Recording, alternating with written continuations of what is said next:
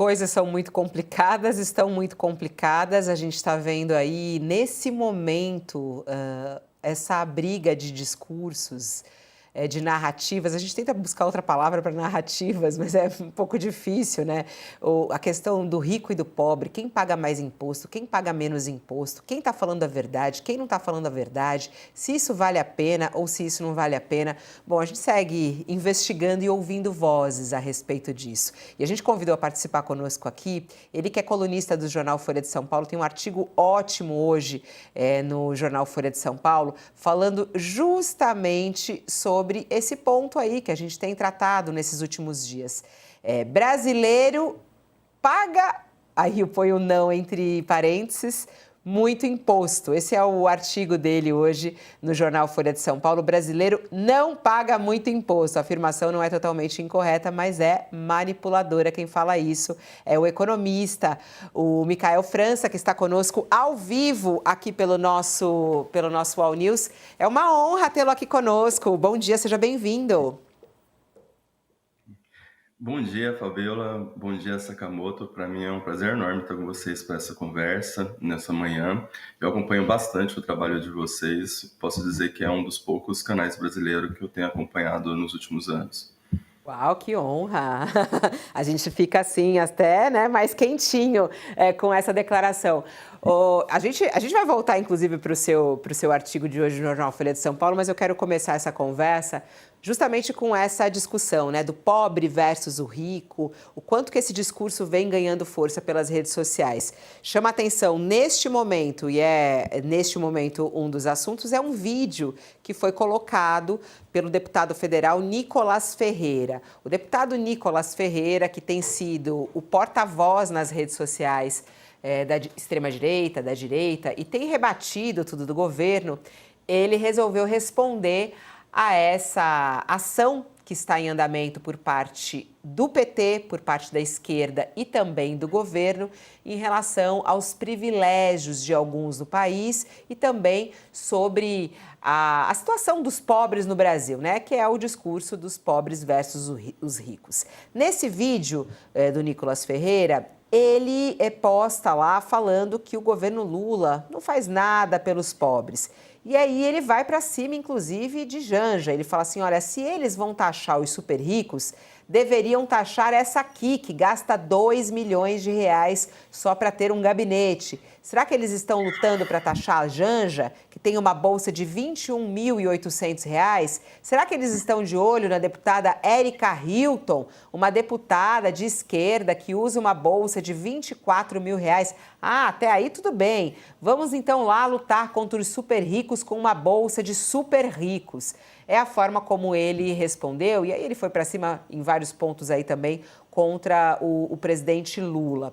Bom, a esquerda vai por outro caminho e aponta justamente sobre a necessidade de trazer esse discurso, e isso está inclusive na boca do presidente eleito do PT, eleito ontem, o Edinho Silva, que indicou que essa discussão de um Brasil sem privilégios, ela vai seguindo como mote principal e vai ser um dos motes da campanha de reeleição do presidente Lula, porque, segundo ele, é preciso construir um Brasil sem privilégios, um Brasil de igualdade de oportunidades para todas as brasileiras e todos os brasileiros. Um país justo não combina com nenhuma forma de privilégio. Vamos lá, quem está com a razão, economista? A gente quer ouvir um economista sobre isso. Quem é rico, quem é pobre? Existe essa diferença? É preciso focar nisso? Sim, Fabiola, é muito preciso focar nisso, porque no Brasil a gente acho que tem duas dimensões que é importante para pensar no desenvolvimento do país de longo prazo. Quando se olha para a questão da arrecadação, a gente tem que a arrecadação ela é regressiva, né? Como tem se discutido um pouco mais atualmente, os pobres, a classe média, pagam uma proporção maior de impostos comparativamente ao perfil de renda, enquanto os mais ricos pagam uma proporção relativamente menor. Isso faz com que você tenha uma injustiça tributária já significativa de saída. E, por um outro lado, além do Estado brasileiro ser regressivo na forma como que ele arrecada, ele também é regressivo na forma que gasta. Ou seja, os mais favorecidos tendem a ter um menor retorno do Estado do que os mais favorecidos. Isso acontece em várias dimensões, às vezes relativamente que não são bem compreendidas pela população em geral. Por exemplo, vamos imaginar o sistema de educação pública. O sistema de educação pública ele é profundamente desigual. As escolas públicas mais centrais têm uma infraestrutura melhor, enquanto aquelas escolas públicas mais periféricas. Nas escolas públicas mais periféricas, você tem que, por exemplo, os professores com maior experiência tende a não querer ir para aquela escola com o passar do tempo, vai para as escolas públicas mais centrais e a infraestrutura é pior. E aí, o que você está fazendo o Estado brasileiro está perpetuando a desigualdade porque ele não só está arrecadando dos mais favorecidos, uma proporção maior, mas na hora de gastar, ele tende a gastar também mais com os mais favorecidos. Então, isso acontece na escola, isso acontece em vários outros bens públicos que muitas vezes a gente não discute no debate público, tá?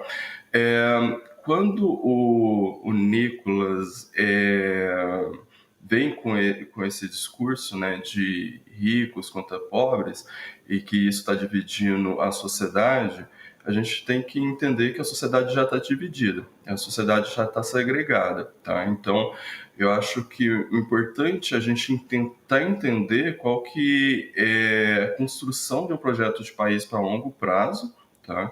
Ao invés de, por exemplo, de muitas vezes se perder nessas pautas, como, por exemplo, do próprio Nicolas Ferreira, que ele não tem uma pauta de longo prazo. O que ele tem? Ele é um político que se aproveitou das redes sociais, se aproveitou da emoção, né, do povo brasileiro para se promover, mas no final do dia ele é um político que não tem pauta nenhuma. Vamos lá, Sakamoto. O Nicolas Ferreira ir para cima da Janja e também da Erika Hilton. A gente tem visto isso pelas redes crescendo. E esse vídeo, ele traz ali algumas questões que estão aí. Sempre depois vem os vídeos explicando e falando que tem ali algumas mentiras, né? Ditas pelo Nicolas Ferreira, que ele exagera em algumas coisas, dizendo que os governos de esquerda nunca fizeram nada para reduzir a desigualdade.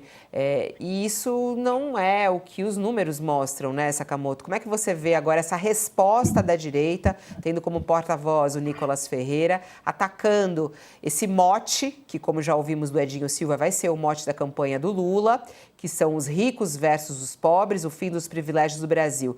Como é que você analisa essa resposta do Nicolas? Bem, a resposta, antes de mais nada, bom dia para o nosso convidado. A resposta, na verdade, do Nicolas é a resposta possível que eles podem dar diante de um tema em que eles perderam o debate público. Então, eles usaram aquele debate, aí o PT, e aí fulaniza, e a bolsa de tal pessoa, e o dinheiro do gabinete, misturando o quê? Renda pessoal com estrutura. Aí você podia falar, e a estrutura do gabinete do Nicolas? E a estrutura do gabinete dos petistas, do pessoal do PL, e tudo isso mais? E a quantidade de emenda que eles mandam? Né? Então, se você for por esse caminho, você cai nisso. Só que por que esse debate teve tanta atração junto ao eleitorado? Tal como um outro debate que o Nicolas também perdeu, que foi o debate da jornada 6-1. Né? Porque todo mundo entende duas coisas. Primeiro, todo mundo quer descansar 2 vezes por semana, não é mesmo? Né? Deputado, senador, né? Tem até jornada 4x3, tem muitos que descansam 3 vezes por semana, né?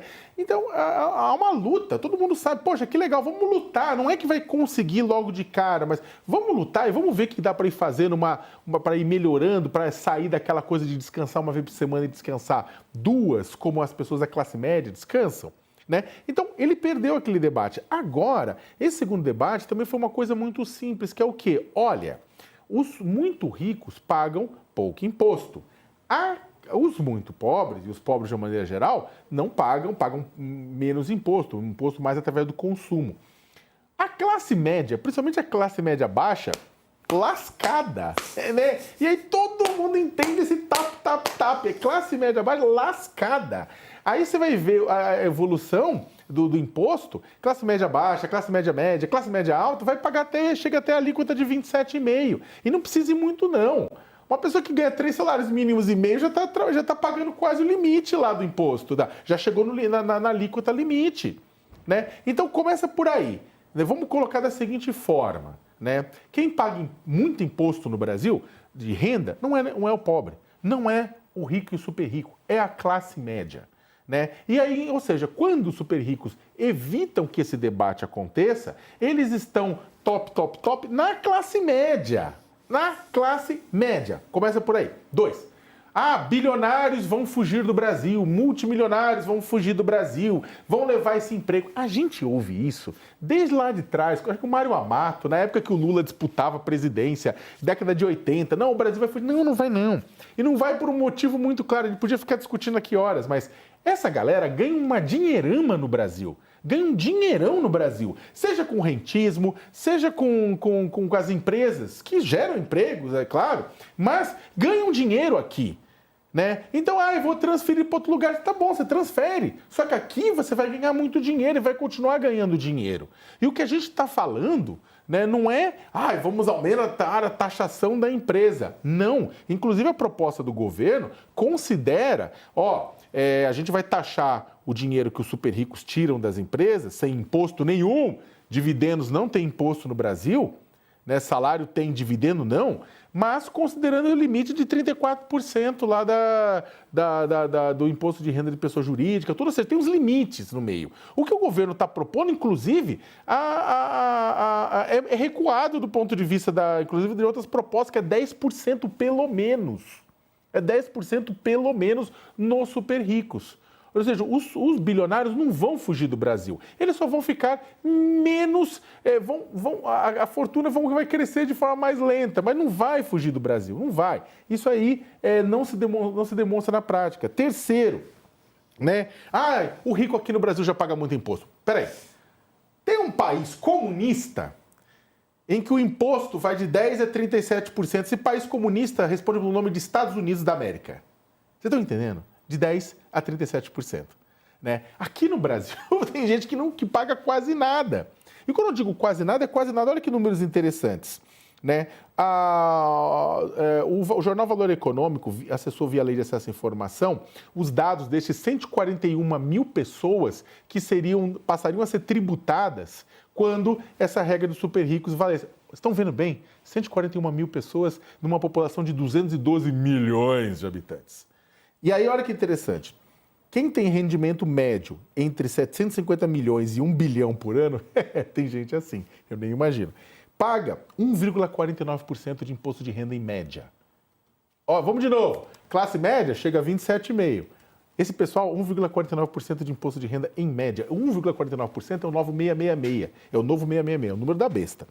Entre 150 milhões e 350 milhões, 1,87%. Entre 350 milhões e 500 milhões, 3,88%. Entre acima de 1 bilhão, 5,54%. Não é que o governo cobra, é que eles conseguem, no final das contas, pagar só isso de imposto. Enquanto você que está comentando, está assistindo o programa, provavelmente está lá naquela faixa que vai até 27,5%. Né? Então, só para terminar, Fabiola, o que eu estou querendo colocar com isso, a gente poderia discutir vários pontos, e todos esses pontos são elencados pelo próprio Nicolas na discussão, né, no debate. Né? Eu acho que o debate público é válido e é importante. Então, que ele debata, que ele traga os dados e que outras pessoas tragam os dados também, que a gente esteja debatendo. Olha que legal, a gente tem que estar debatendo neste momento exatamente isso. Bora debater os elementos para poder aumentar imposto dos super ricos e reduzir o imposto da classe média, cortando quem ganha até 5 mil cascalhos por mês, 5 mil dinheiros por mês. Né? É isso que a gente tinha que estar discutindo. E não ficar discutindo sobre invenções absurdas, sobre as escolas estão transformando pessoas em comunistas. Essa birutaiada não leva a lugar nenhum. Pelo menos a discussão é em cima disso. E eu tenho uma opinião de que eu acho que o povo brasileiro entende muito bem a importância de cortar imposto da classe média e aumentar dos mais ricos.